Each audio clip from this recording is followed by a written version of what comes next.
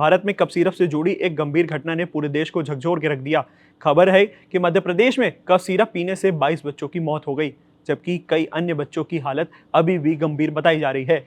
शुरुआती जांच में सामने आया था कि जिन कफ सिरप का सेवन इन बच्चों ने किया था उसमें डाई इथेनाइल ग्लाइकोल और इथेनाइल ग्लोइक जैसे खतरनाक रसायन मौजूद थे। ये रसायन शरीर के लिए बेहद जहरीले होते हैं और गुर्दे समेत कई महत्वपूर्ण अंग को नुकसान पहुंचा सकते हैं। इस घटना के बाद अब वैश्विक स्वास्थ्य संगठन यानी WHO ने भी भारत सरकार से जवाब मांगा है और पूरे मामले पर अंतर्राष्ट्रीय स्तर पर गंभीर चिंता जताई है।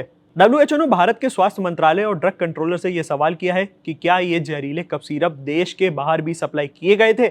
अगर ऐसा पाया गया तो WHO इस पर ग्लोबल मेडिकल अलर्ट जारी कर सकता है। ये वही रासायनिक तत्व हैं जिनके कारण पिछले कुछ वर्षों में अफ्रीकी देश जैसे कि उज्बेकिस्तान और कैमरून में भी बच्चों की मौत हुई थी। ऐसे में WHO ने कहा है कि भारत को अपने फार्मास्यूटिकल्स उत्पादों की क्वालिटी को लेकर के और सख्त कदम उठाने की जरूरत है। भारत सरकार ने भी इस मामले को लेकर के गंभीरता जताई है। Drug controller general of India ने भी सभी राज्यों और केंद्र शासित प्रदेशों को आदेश दिया है कि किसी भी दवा, खास करके जो बच्चों से जुड़ी हो और फिर वो कफ सिरप हो, उसकी बाजार में बिक्री से पहले जांच की जाए।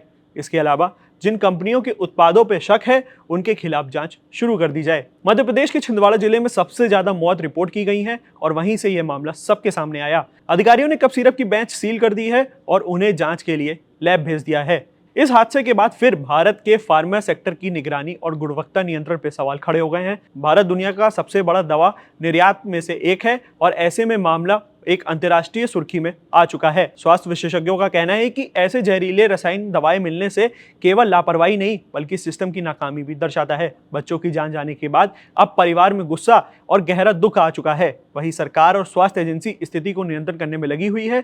WHO की दखल के बाद अब उम्मीद है कि इस पूरे मामले की गहराई से जांच होगी और दोषियों को सख्त सजा दी जाएगी। यह घटना न केवल भारत के लिए बल्कि वैश्विक स्तर पर दवा सुरक्षा पर चेतावनी की घंटी है। जरूरत है कि देश में फार्मा प्रोडक्ट्स और क्वालिटी टेस्टिंग की व्यवस्था पे जांच सही से की जाए और एक पारदर्शिता लाई जाए ताकि भविष्य में ऐसी किसी भी त्रासदी को दोहराया ना जा सके।